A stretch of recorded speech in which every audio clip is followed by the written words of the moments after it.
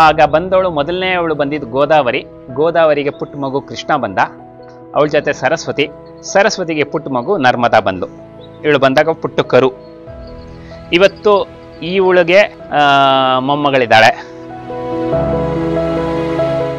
ಅಲ್ಲಿ ಈ ಜಾಗದಲ್ಲಿರೋನು ಅನಂತನ ಸಂಸಾರ. ಅನಂತಂಗೆ ಸ್ವರ್ಣ, ಕಸ್ತೂರಿ, ವೈಷ್ಣವಿ ಮತ್ತೆ ನಮ್ಮ ಸುವರ್ಣ, ಹೀಗೆ ಒಂದು 8 ರಿಂದ 9 ಜನ ಹೆಂಡತಿರಿರ್ತಾರೆ. ಆದ್ರೆ ಯಾವಾಗಲೂ ಅವ್ರು ತೋರಿಸೋ ಪ್ರೀತಿ ಇದೆ ನೋಡಿ. ಇವಳು ನಮ್ಮ ಜಯಶ್ರೀ.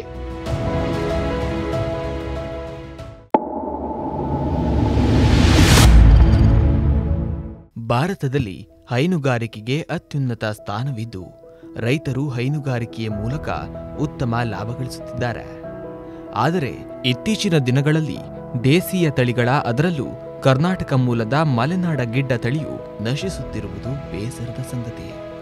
ಹೀಗಿರುವಾಗ ಇಲ್ಲೊಬ್ಬರು ಪ್ರಕೃತಿ ರಮಣೀಯವಾದ ಪರಿಸರದಲ್ಲಿ ಮಲೆನಾಡ ಗಿಡ್ಡವನ್ನ ಸಾಕುವುದರ ಮೂಲಕ ಈ ತಳಿಯ ರಕ್ಷಣೆಗಾಗಿ ಪಣ ತೊಟ್ಟಿದ್ದಾರೆ.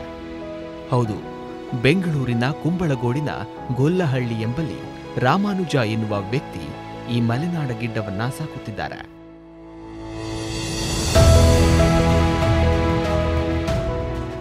ನಮಸ್ಕಾರ, ಶುಭೋದಯ, ಶುಭ ದಿನ ಸಮಸ್ತ ಕರ್ನಾಟಕ ಜನತೆಗೂ. ನನ್ನ ಹೆಸರು ರಾಮಾನುಜ ಅಂತ.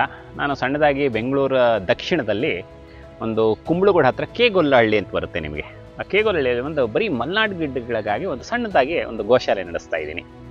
ಸೊ ಈ ಮಲೆನಾಡು ಗಿಡ್ಡದಲ್ಲಿ ಹಲವಾರು ತಳಿಗಳು, ಉಪತಳಿಗಳು ಎಲ್ಲ ಇರೋದ್ರಿಂದ ಇದನ್ನು ಉಳಿಸ್ಬೇಕು, ಇದನ್ನು ಮಾಡಬೇಕು ಅಂತ ಒಂದು ನನಗೆ ಬಂದಾಗ, ಸೊ ಪ್ರತಿಯೊಬ್ಬರು ಮನೇಲಿ ಸಾಕಬೇಕು ಅಂದರೆ ಪುಟ್ಟದಾಗಿರೋ ಒಂದು ಹಸು ತಳಿನ ಯೋಚನೆ ಮಾಡಿ ಆಗ ಶುರು ಆಗಿದ್ದೆ ನಮ್ಮ ಮಲೆನಾಡು ಗಿಡ್ಡ ಸಂರಕ್ಷಣೆ ಸಂವರ್ಧನೆ ಅಂತ ಒಂದು ದೃಷ್ಟಿಯಿಂದ ಶುರು ಮಾಡ್ಕೊಂಡಿದ್ದು. ನೀವು ನೋಡ್ಬೋದು, ಇಲ್ಲಿ ನಮ್ಮ ಸ್ವರ್ಣ ಕಪಿಲ ಇದೆ, ಹಾಗೆ ಸ್ವಲ್ಪ ಕೆಳಗೆ ನೀವು ಹೋದರೆ ನಮ್ಮ ಶ್ವೇತ ಕಪಿಲ ಇದೆ. ಅಂದರೆ ಎಲ್ಲ ಮಲೆನಾಡು ಗಿಡ್ಡ ಇದ್ದಾನೆ. ಮಲೆನಾಡು ಗಿಡ್ಡದಲ್ಲೇ ನಿಮಗೆ ವರ್ಣಗಳು, ಬೇರೆ ಬೇರೆ ಬಣ್ಣಗಳು, ಆ ಬಣ್ಣಗಳಿಗೆ ಸರಿಯಾಗಿ ಅದರದ್ದೇ ಆದ ಒಂದು ಹೆಸರುಗಳಿದೆ. ಸೊ ನಾನು ಮೂಲತಃ ಒಂದು ಕುಂಭಕಲಾ ಶಿಕ್ಷಕನಾಗಿ ಒಂದು ಪ್ರೈಮರಿ ಸ್ಕೂಲ್ನಲ್ಲಿ, ಪ್ರೈವೇಟ್ ಸ್ಕೂಲ್ನಲ್ಲಿ ಟೀಚರಾಗಿ ಕೆಲಸ ಮಾಡ್ತಾಯಿದ್ದೀನಿ. ಸೊ ಮಕ್ಕಳಿಗೆ ಹೀಗೆ ಪಾಠ ಮಾಡ್ತಿದ್ದಾಗ ಅನ್ನಿಸ್ತು, ನಾವು ಎಲ್ಲರೂ ಹೇಳ್ತೀವಿ ಗುರುಗಳಾದವರು ಒಂದು ರೋಲ್ ಮಾಡೆಲ್ ಆಗಿದ್ದಾಗ ಮಕ್ಕಳು ನಮ್ಮನ್ನು ಫಾಲೋ ಮಾಡ್ತಾರೆ ಅಂತ. ಹಾಗೆ ಆ ಒಂದು ದೃಷ್ಟಿಕೋನ ಇಟ್ಕೊಂಡು ಮಕ್ಕಳಿಗೆ ನಾವು ಮಾಡಿದ್ದನ್ನು ನೋಡಿ ತಿಳ್ಕೊಳ್ಳಿ ಅಂತ ಅನ್ನೋದು ದೃಷ್ಟಿಯಿಂದ ಹೀಗೆ ಒಂದು ಶುರು ಆಯಿತು. ಮೊದಲು ಬಂದಾಗ ಒಂದು ಹಸು, ಒಂದು 2 ಹಸು ಮತ್ತು 2 ಕರು ಬಂತು.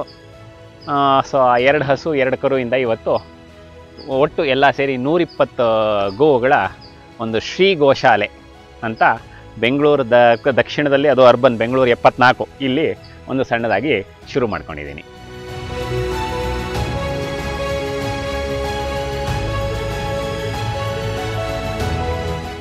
ವೃತ್ತಿಯಲ್ಲಿ ಕುಂಭಕಲಾ ಶಿಕ್ಷಕರಾಗಿರುವ ಇವರು 10 ವರ್ಷಗಳಿಂದ ದೇಸಿ ತಳಿಯನ್ನ ರಕ್ಷಿಸಲು ಪಣತೊಟ್ಟು ಅವುಗಳ ಸೇವೆಯಲ್ಲಿ ನಿರತರಾಗಿದ್ದಾರೆ.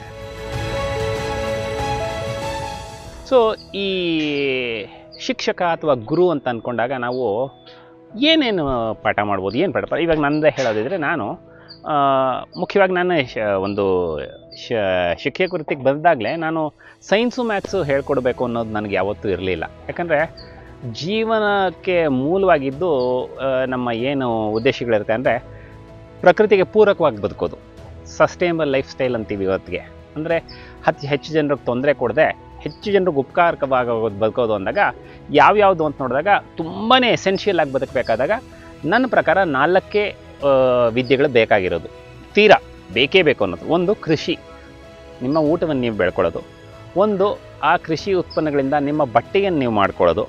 ಮತ್ತು ಮನುಷ್ಯನಾಗಿ ನಾವುಗಳು ಏನು ಅಂತಂದರೆ ಬೇಯಿಸಿ ತಿನ್ನೋ ಸ್ವಭಾವ ಇರೋದ್ರಿಂದ ಅದಕ್ಕೆ ಬೇಕಾದ ಮಡಕೆ ಗಿಡಕೆ ಕುಡಿಕೆಗಳನ್ನು ಮಾಡ್ಕೊಳ್ಳೋದು. ಅದು ಬಿಟ್ಟರೆ ನೆಕ್ಸ್ಟು ಈ ಕೃಷಿಗೆ ಬೇಕಾಗಿದ್ದಂಥ ಪ್ರಾಣಿಗಳನ್ನು ಸಾಕೋದು. ಇದು 4 ಇದ್ದರೆ ನಿಮಗೆ ಬಟ್ಟೆ ಆಯಿತು, ಮನೆಗೆ ಸೂರಾಯಿತು, ಊಟ ಆಯಿತು, ಜೊತೆಗೆ ಸಂಗಾತಿಗಳಾಯಿತು, ಇನ್ನೇನು ಬೇಕಾಗೇ ಇಲ್ಲ. ಸೊ ಆ ದೃಷ್ಟಿಯಿಂದ ನಾನು ಇದನ್ನೇ ಶಾಲೆಗಳಲ್ಲಿ ಹೇಳ್ಕೊಡೋಕ್ಕೆ ಶುರು ಮಾಡಿದೆ. ಅದರಲ್ಲೂ ಮುಖ್ಯವಾಗಿ ನಾನು ಕುಂಭಕಲಾ ಅಂದರೆ ಕುಂಬಾರಿಕೆಯಲ್ಲಿ ನಾನು ಟೀಚರು. ಸೊ ಆದ್ದರಿಂದ ಈ ಏನು ಸೈನ್ಸು ಮ್ಯಾಥ್ಸು ಹೇಳ್ಕೊಡ್ತಾರೆ ಅದನ್ನು ಪಾಟ್ರಿನ ಉಪಯೋಗಿಸ್ಕೊಂಡು ರೀಇನ್ಫೋರ್ಸಿಂಗ್ ಆ ಸಬ್ಜೆಕ್ಟಾಗಿ ಹೇಳ್ಕೊಡೋದೇ ನನ್ನ ಮುಖ್ಯ ವೃತ್ತಿ. ಪ್ರತಿದಿನ ಬೆಳಿಗ್ಗೆ ತಮ್ಮ ಶಾಲಾ ಕೆಲಸಗಳು ಆರಂಭವಾಗುವುದಕ್ಕೂ ಮೊದಲೇ ಗೋವಿನ ಸೇವೆ ಮಾಡುವ ಇವರು ತಮ್ಮ ಶಾಲೆಯ ಕೆಲಸ ಮುಗಿದ ನಂತರವೂ ಮತ್ತೆ ಈ ಗೋವುಗಳ ಪಾಲನೆ ಪೋಷಣೆಯಲ್ಲಿ ತಮ್ಮನ್ನು ತಾವು ತೊಡಗಿಸಿಕೊಂಡಿದ್ದಾರೆ. ಯಾವಾಗ ನನ್ನ ವೃತ್ತಿನಲ್ಲಿ ಪ್ರಕೃತಿಗೆ ಪೂರಕವಾಗಿ ಬದುಕೋದನ್ನು ಮಕ್ಕಳಿಗೆ ಹೇಳ್ಕೊಡ್ತೀನಿ, ಹಾಗೆ ನಾನು ಯೋಚನೆ ಮಾಡಿದೆ, ನಾವು ಬರೀ ಹೇಳ್ಕೊಡೋದಲ್ಲ, ನಾವು ಅದನ್ನು ಮಾಡಿ ತೋರ್ಸಾಗ ಇನ್ನೂ ಚೆನ್ನಾಗಿ ಅರ್ಥವಾಗುತ್ತೆ ಅಂತಂದಾಗ ನಾನು ಶುರು ಮಾಡಿದ್ದೆ ನಮ್ಮ ಗೋಶಾಲೆ, ಮಲೆನಾಡು ಗಿಡ್ಡಗಳಿಗೋಸ್ಕರ ಗೋಶಾಲೆ. ಹೀಗೆ ನಮಗೆ ಶುರು ಆಗಿದ್ದು ಮಲೆನಾಡು ಗಿಡ್ಡಗಳ ಗೋಶಾಲೆ. ಒಂಥರ ಇವರುಗಳ ಜೊತೆ ನಮ್ಮ ದಿನಚರಿ ಎಷ್ಟು ಚೆನ್ನಾಗಿ ಎಷ್ಟು ಆರೋಗ್ಯಕರವಾಗಿರುತ್ತೆ ಅಂದರೆ, ಬೆಳಗಾಗಿದ್ದು ಒಂದು 5 ಗಂಟೆಗೆ ಎದ್ದರೆ ಮೊದಲನೇ ಕೆಲಸ ಹಲ್ಲುಜ್ಕೊಂಡು ಫಸ್ಟು ಗೋಮಯ ಅಂದರೆ ಸಗಣಿ ನೋಡೋದೇ ನಮಗೆ ಏನಂದರೆ, ಅದಕ್ಕೆ ನಮ್ಮ ಕನ್ನಡದಲ್ಲಿ ಹೇಳ್ತಾರೆ ಗೋಮಯೇ ವಸತೆ ಲಕ್ಷ್ಮಿ ಅಂತೀವಿ, ಅಂದರೆ ಸಗಣಿನಲ್ಲೇ ಲಕ್ಷ್ಮೀ ವಾಸ ಇದೆ ಅಂತ. ಹಾಗೆ ಶುರು ಆಗುತ್ತೆ. ಸೊ ಹಾಗೆ ಶುರುವಾಗಿ ಬೆಳಗ್ಗೆ ಬಂದು ಫಸ್ಟು ನೀವು ನೋಡ್ಬೋದು 8 ಕುಟೀರಗಳಿದೆ. ಆ 8 ಕುಟೀರಗಳಲ್ಲೂ ನಾವೆಲ್ಲ ಬಂದು ಒಂದೊಂದು ಕಡೆಯಿಂದನೂ ಸಗಣಿ ಎತ್ಕೊಂಬರೋಷ್ಟೊತ್ತಿಗೆ ಬೆಳಗ್ಗೆ ಬಂದಾಗ ರಾತ್ರಿ ಇದೆಲ್ಲ ಹಾಕಿದ್ರೆ ಸ್ವಲ್ಪ ಜಾಸ್ತಿ ಇರುತ್ತೆ. ಸೊ ಒಂದೊಂದು ಕುಟೀರದಲ್ಲಿ ಒಂದೊಂದು 20 ನಿಮಿಷ ಅಂದ್ರೂ 8 ಕುಟೀರ ಮುಗಿಯೋಷ್ಟೊತ್ತಿಗೆ ನಿಮ್ಗೆ ಹತ್ತಿರ 2 ರಿಂದ 3 ಗಂಟೆ ಕಾಲ ಅದಾಗೋಗುತ್ತೆ. ಅದು ಆಗ್ತಿದ್ದಂಗೆ ನೆಕ್ಸ್ಟ್ ನಾವೇನು ಮಾಡ್ತೀವಿ, ಕರುಗಳನ್ನೆಲ್ಲ ಹಾಲು ಕುಡಿಯೋಕ್ಕೆ ಬಿಡ್ತೀವಿ. ಅಷ್ಟೊತ್ತಿಗೆ ಒಂದು 6 ಗಂಟೆಗೆ ಹಾಲು ಕುಡಿಯೋಕೆ ಬಿಡ್ತೀವಿ. ಅಲ್ಲಿ ಹಾಲೆಲ್ಲ ಕುಡಿದ ಮೇಲೆ ಅವ್ರುಗಳು ನಾವು ಅದನ್ನು ನೆಕ್ಸ್ಟ್ ಅವ್ರನ್ನ ಕರ್ಕೊಂಡು ಕರುಗಳು ಬಾಲ್ವನಕ್ಕೆ ಬಿಡ್ತೀವಿ.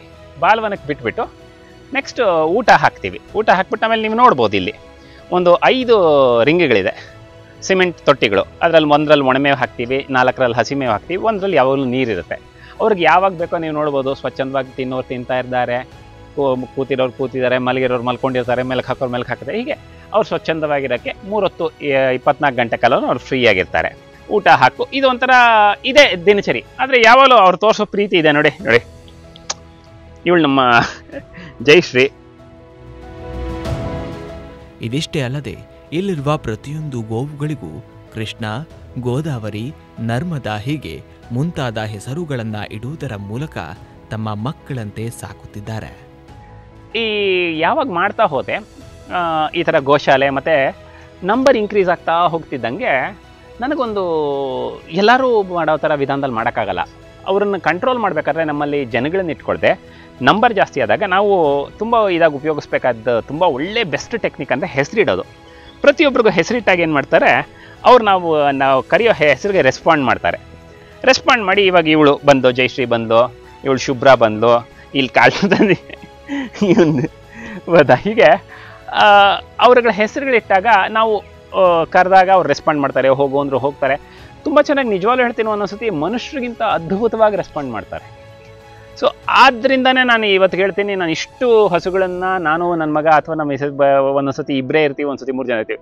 ಆರಾಮಾಗಿ ಈ 120 ಹಸುಗಳನ್ನು ನಾವು ಮೇಂಟೈನ್ ಮಾಡೋಕ್ಕೆ ಆಗ್ತಾ ಇರೋದು ಅಂದರೆ ಅದೊಂದೇ ಕಾರಣದಿಂದ. ನಮ್ಮಲ್ಲಿ ನಾನು ಹೇಳಿದೆ ನಿಮಗೆ, ಮೊದಲು ಶುರುವಾಗಿದ್ದು 2 ಹಸು 2 ಕರು ಬಂತು ಅಂತ.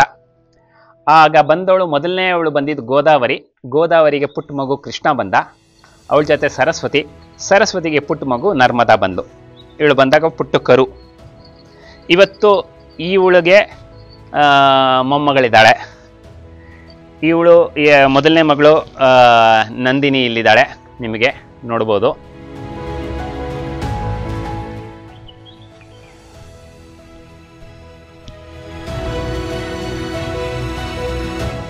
ಅಲ್ಲಿ ನೋಡಿದ್ರಲ್ಲ ನಮ್ಮ ನರ್ಮದಾ ಮೊದಲನೇ ಮಗಳು ನಂದಿನಿ ತಂಗಿ ನರ್ಮದಾ 2ನೇ ಮಗಳು ಅಂಬಿಕಾ. ಇವಳು ಅಳಿವಿನಂಚಿನಲ್ಲಿರುವ ಮಲೆನಾಡ ಗಿಡ್ಡ ಹಸುವನ್ನ ಸಾಕುವುದರ ಮೂಲಕ ದೇಸಿ ತಳಿಯನ್ನ ಅಭಿವೃದ್ಧಿಪಡಿಸುತ್ತಿರುವ ಇವರ ಕಾರ್ಯ ನಿಜಕ್ಕೂ ಪ್ರಶಂಸಾರ್ಹ ಸಂಗತಿ.